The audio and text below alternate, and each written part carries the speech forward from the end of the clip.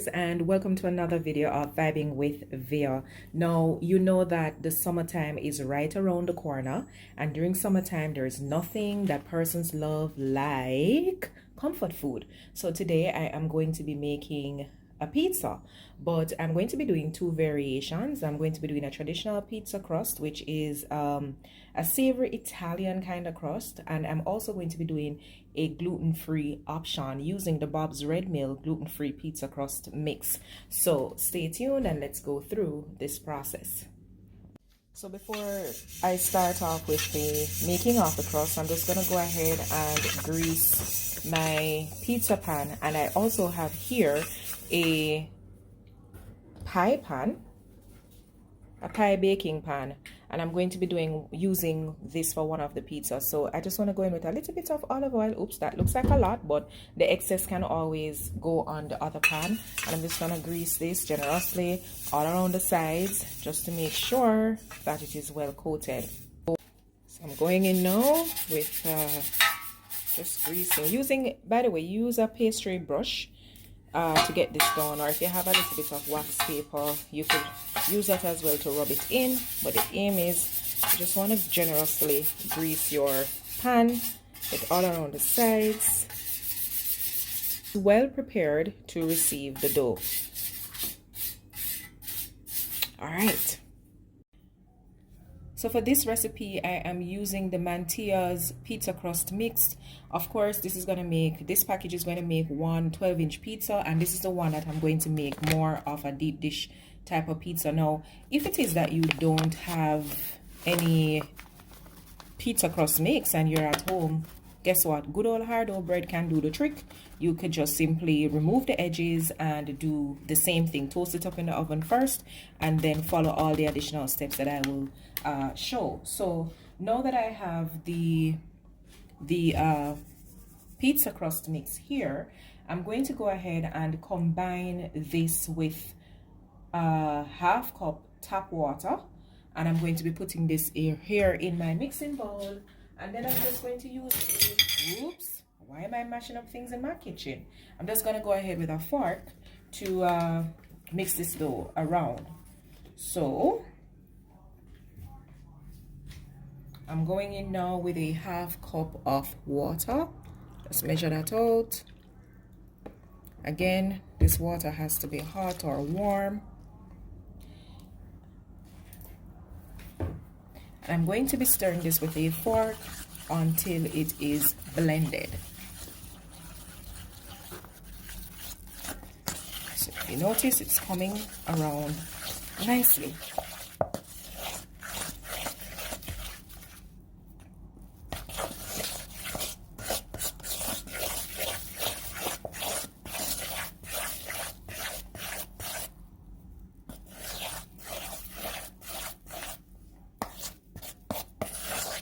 Alright, now that this is combined, I'm going to be going in with my hand, and this is somewhat hot, so I'm going to be careful with it. I'm going to go in with my hand, and pretty much I just want to make this into a ball. Really hot.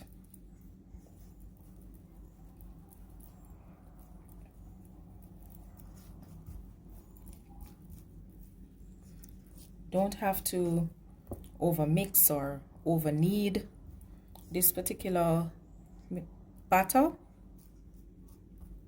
Just want to put it there, make it ball like. I'm going to move into the making of the dough for our gluten-free pizza. So I have in my bowl here 1 egg. To be honest, it doesn't matter if you put the wet or the dry ingredients first here, because everything is going to be combined. So I'm going to go in with the water next. And then I am going to be adding the flour.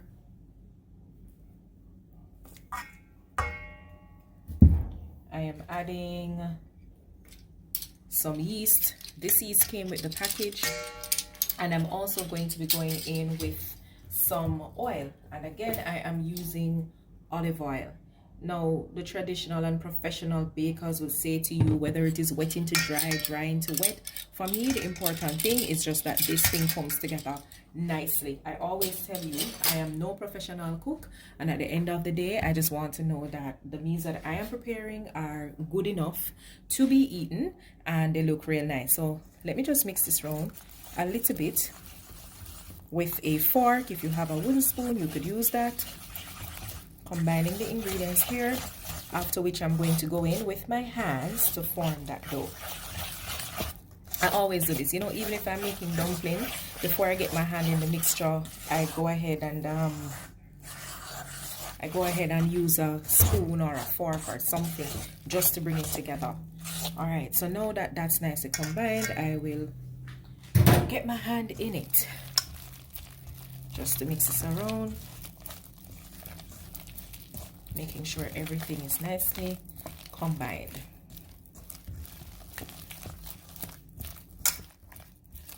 You don't want to overwork this batter.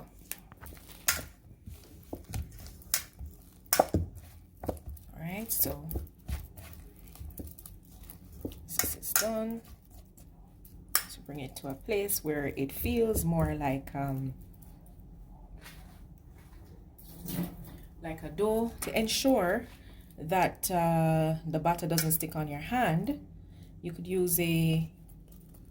grease your hand with a little bit of the olive oil or a little bit of water. That way the dough doesn't have to stick on the hand. So you just want to form this into a little ball. It's okay if it's not perfect. Again, we're not professionals. We're just trying to do our thing in the home and be as practical as possible. Okay? So that looks as though it is ready.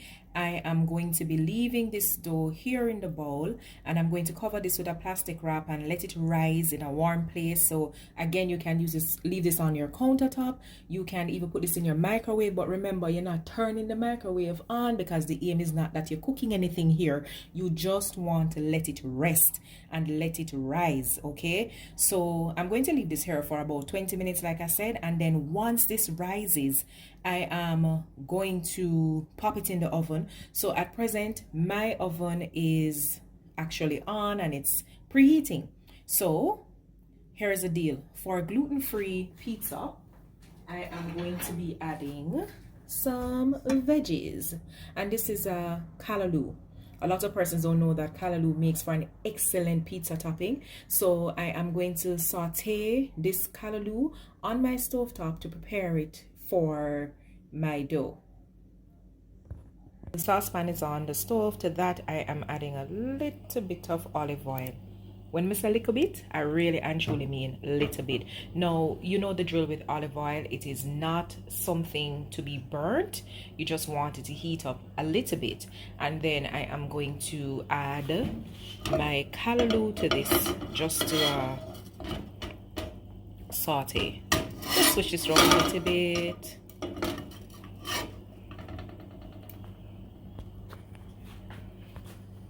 Alright, so now that our oil is heated, I'm just going to go ahead and add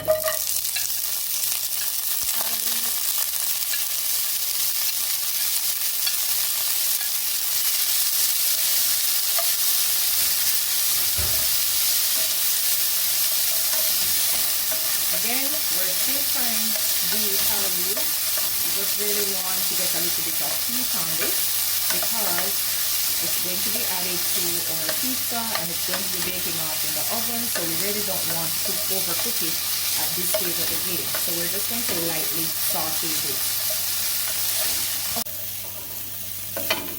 Once our callaloo is bright and green, we know that it is ready.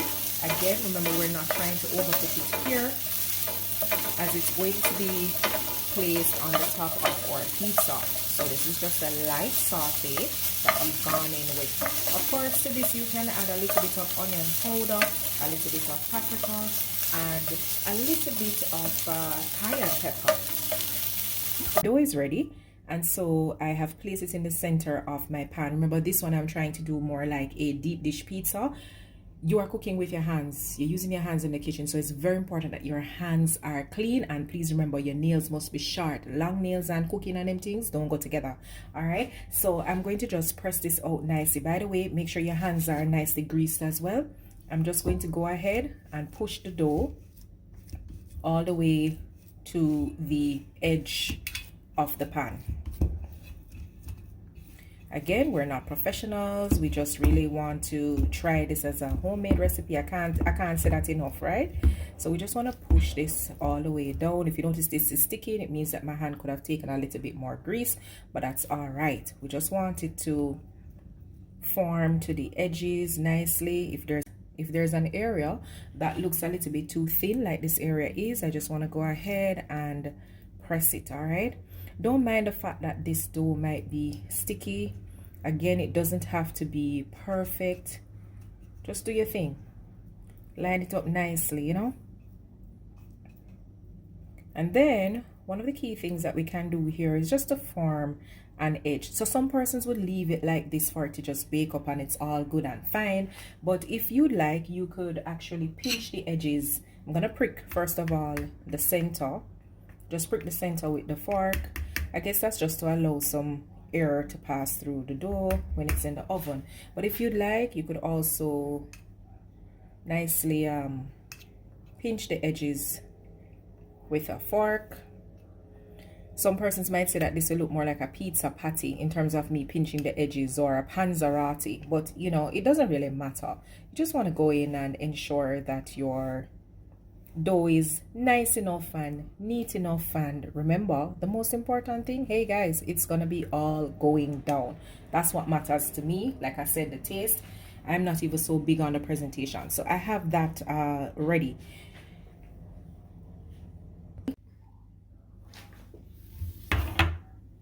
All right, so we have our gluten-free dough here. It has been 20 minutes. It has risen in my mind enough. If you want to put it a little bit longer, that is also fine. Now I have here a rolling pin. If you don't have a rolling pin, guess what, your hand will do the trick nonetheless. So I'm just gonna go ahead and roll the dough all the way to the edge of the pan. Let's go ahead and roll. Just want to roll it out.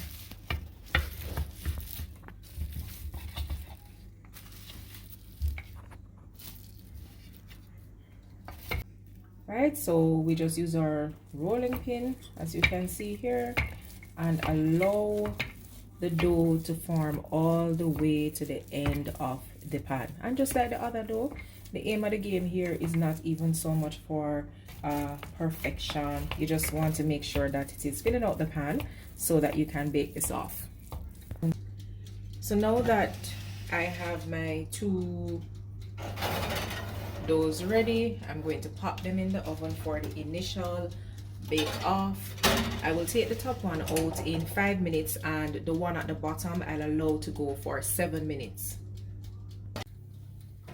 Okay, so the time has passed, and I am just going to remove my top pizza from the oven. Ooh. And allow the bottom one to continue to do its thing, because it requires a longer time period. So now that we have the dough here nicely baked off, initial baking process has been completed, I am now going to go ahead to dress this pizza. All right, so I have here some all natural tomato sauce. You can make your own.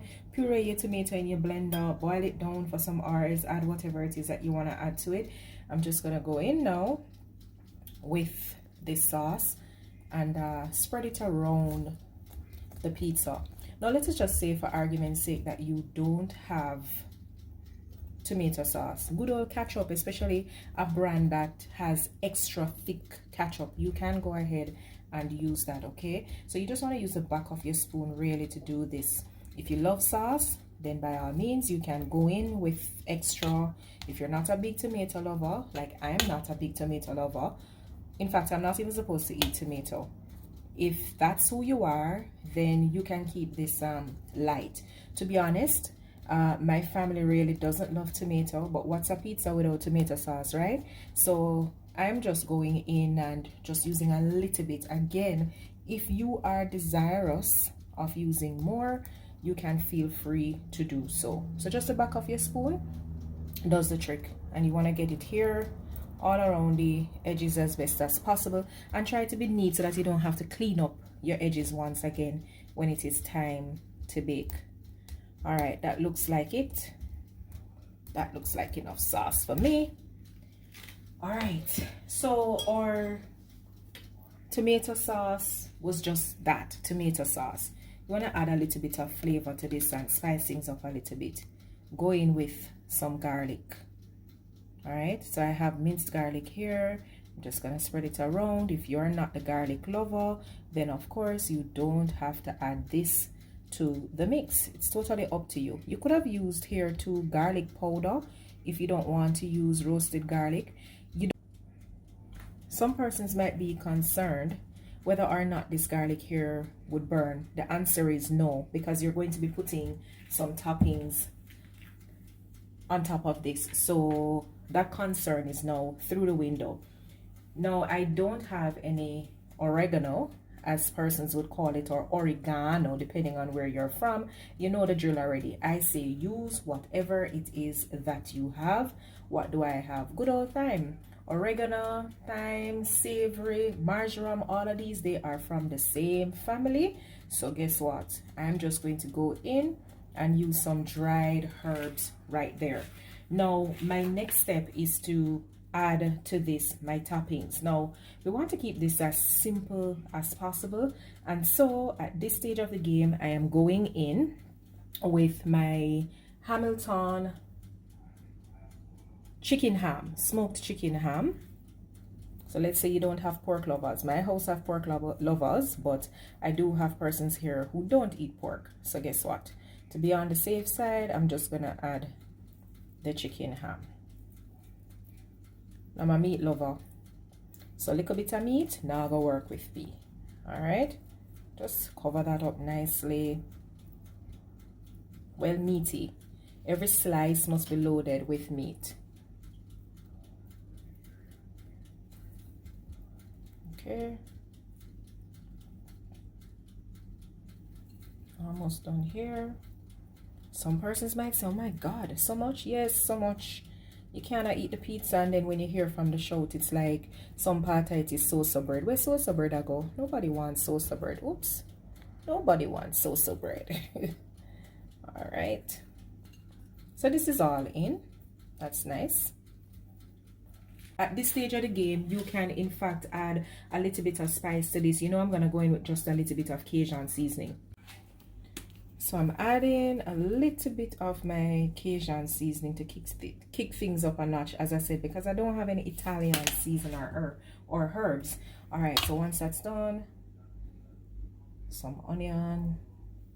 If you don't like onions, you don't have to add onions. But again, this is to the liking of the persons who are here.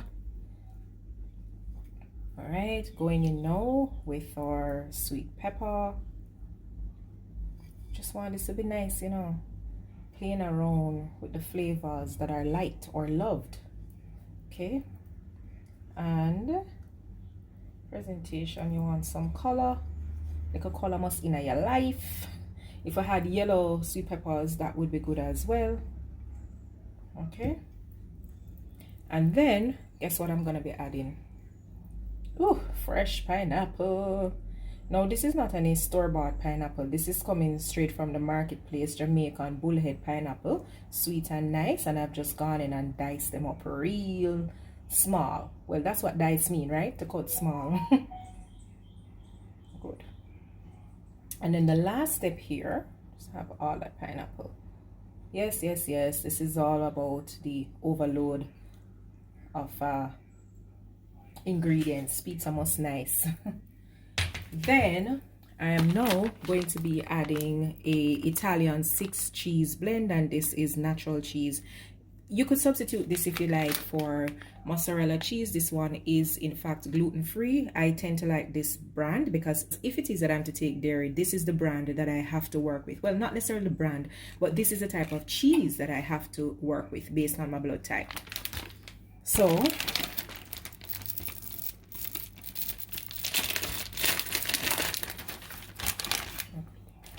We just want to go in now with our cheese. Drizzle that nicely over the top. This is going to be melted and it's going to be good. And I hear some person saying it already. My God, so much cheese. That is fattening. Yeah, this is why this one is comfort food. And of course, you're catering to somebody here who might not be watching their waistline or anything of the sorts here. Okay, so we just want to go in and get this one going. All right, that's it.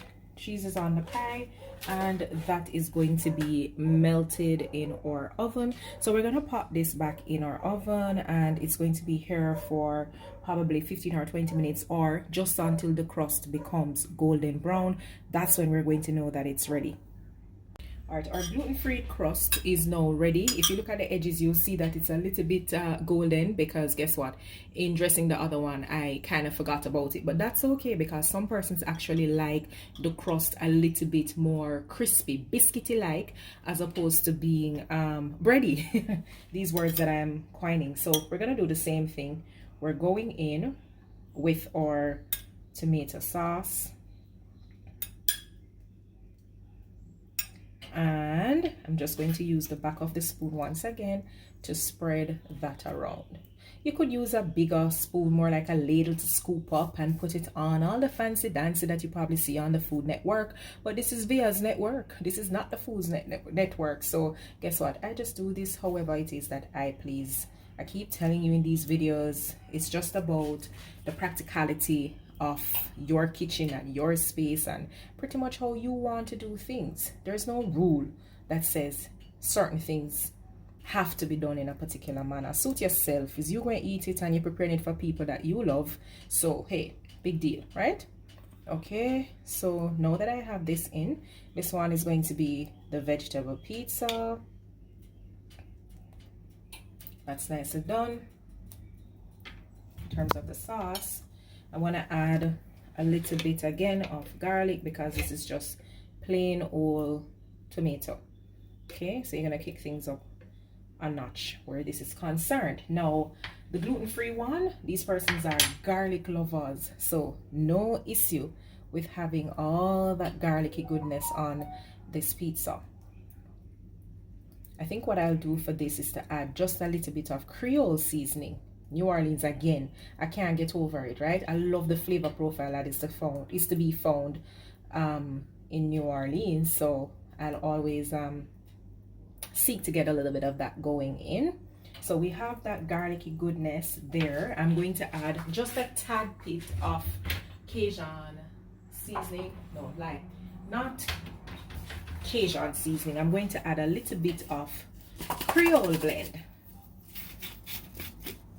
Just a little bit of Creole blend to my tomato paste. Kick things up a notch. All right, that's all right. And then the next step here for me is to add, or you would remember it, adding our callaloo. Remember I'd sauteed the callaloo before. It's a vegetable pizza. Just want to spread this all around.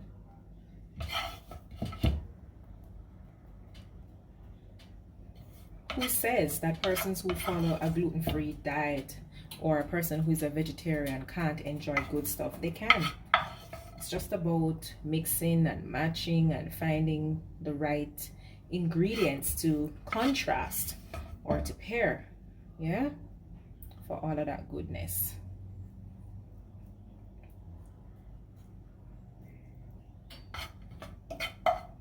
Don't want to waste anything. Get everything in it.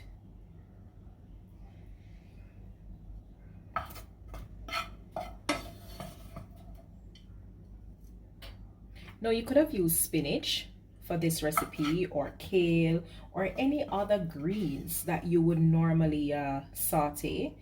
Anyone would be fine here. I've never seen anybody use things like lettuce though, or arugula. That's a different type of lettuce. I've really never seen that. But hey, if you want to try that, you could go right ahead and do just that. Try it. tell me how it turns out, right? Okay, so after adding, let me just get rid of this here. After adding that, I just want to go in again with a little bit of thyme because we have no oregano, as I had mentioned before.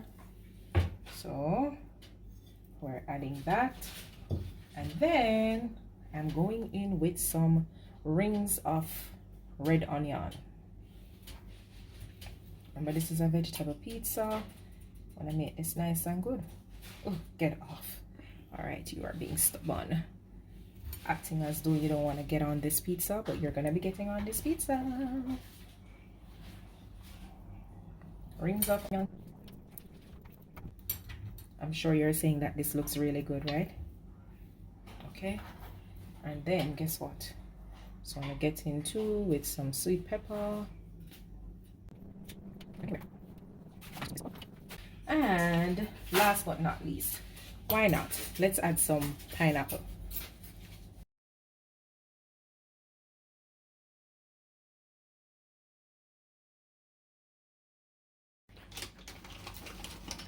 Final stages, we're gonna add the goodness, which is our mozzarella cheese, and this is a gluten-free cheese. Now guess what? My type A person here is not really a big fan of cheese, so I won't go in with as much cheese as I did with the other pizza. This is just a little bit of light cheese. Ooh, this looks good.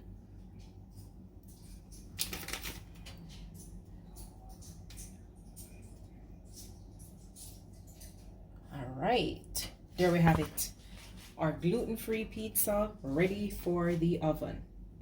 So we're gonna pop our pizza right back in the oven, and we're gonna have that bake off for about 10 to 15 minutes, or better yet, until we recognize that they are done.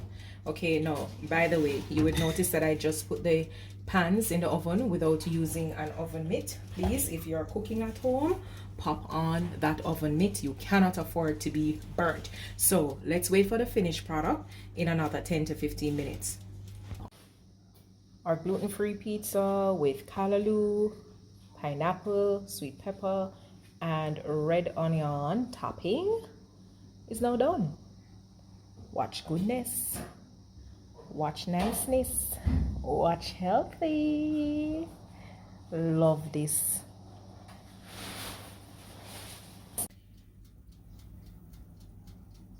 Now that our pizza is done, we can put the finishing touches on top. So we want to go in with a little bit of crushed pepper. What's pizza without crushed pepper? Not too much.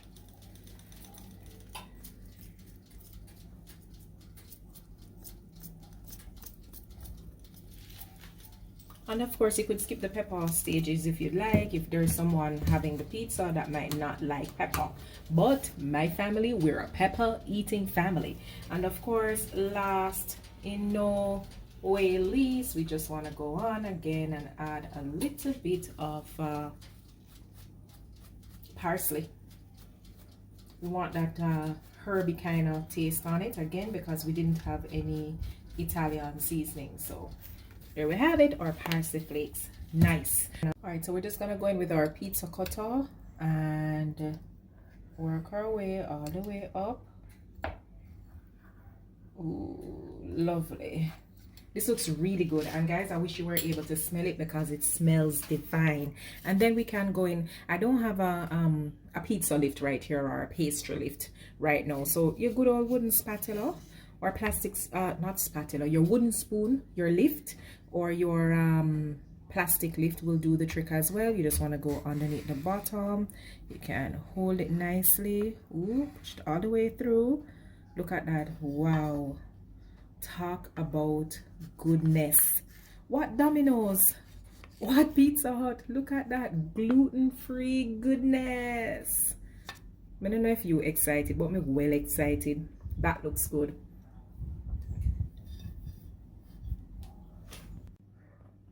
So our regular pizza is done. This is our pan pizza. As you can see, It has come up nicely on the side. Remember I said we never needed anything fancy because it was all gonna be going down. Look at that gooey goodness.